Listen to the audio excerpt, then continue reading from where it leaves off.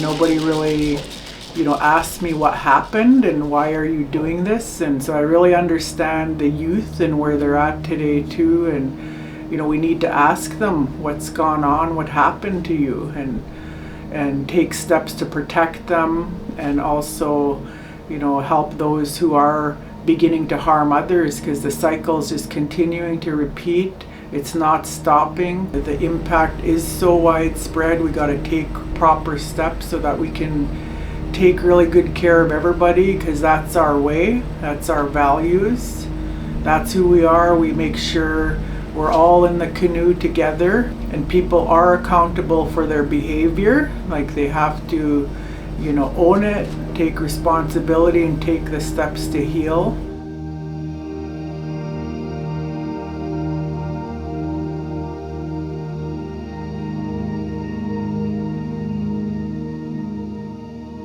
So many of our people are dying because their health is deteriorating. And what many don't know is that it's connected to trauma. It's connected to the sexual abuse. You think about colonial impacts and how our culture was oppressed. There was laws that forbade my ancestors to practice ceremony and ritual that could help heal something like this. There's some things that culture will be helpful with, helps us come back to a place of regulation. But that's not enough. We have to go deeper, being able to tell our stories of sexual abuse and sexual assault. And I know that we can't just focus on individual healing, that we have to look at the bigger picture, especially if we want to make big changes for the generations that come.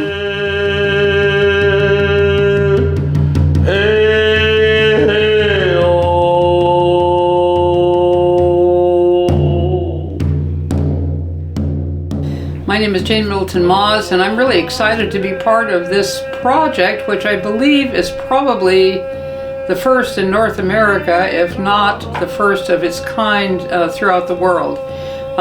One of the reasons I'm so excited about doing this project is that sexual abuse is an epidemic throughout the world, and I have been working with communities for probably the last 55 years and seeing the effects of sexual abuse, including many drug overdoses, suicide attempts, lots of pain in our communities. And to actually be in an area that is actually dealing with this issue in terms of working with those who have been harmed and also those who harm is a brand new concept in terms of healing the effects of sexual abuse for the entire family and the community.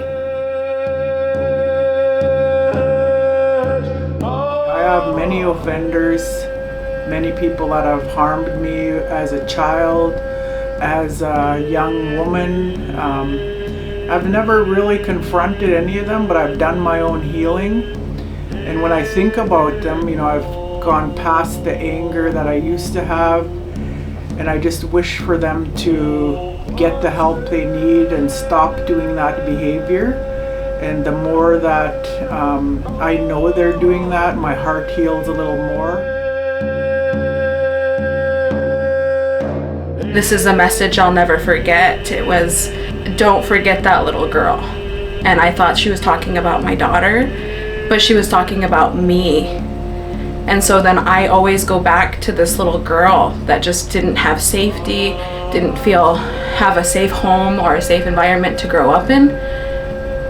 And what she needed was the spaces that were being created here, was the healing that was being created here. And so I found myself just in this place of wanting to be a part of that and to give that to the little girls that need it in this community, in my community, worldwide. It's so needed. And it's not just little girls, it's little boys. It was my parents, it was my grandparents, it was everybody that have survived boarding schools.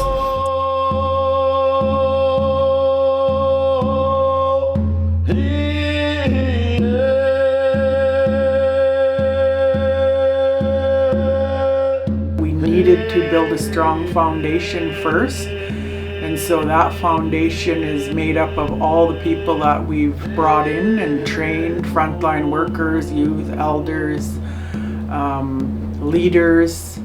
And so I think we're at the point now where, you know, we're ready to roll. It's awesome to hear Lisa talking about creating her foundation and community and training and giving people the tools to heal from this so they can help.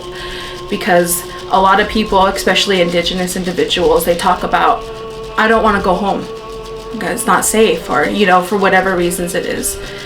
But there's a lot of people that say, I want to go home. And with this foundation that's being laid out here in this territory, we have the opportunity to build a house and a home that people will want to come back to and that can heal from. This is so important, and the work that we did and recognizing everyone in the home deserves healing, and that includes the people that cause harm. And they deserve to be healed because what happened to them wasn't okay, and it's time to be able to restore balance and rebuild the circle, and it's time for community healing.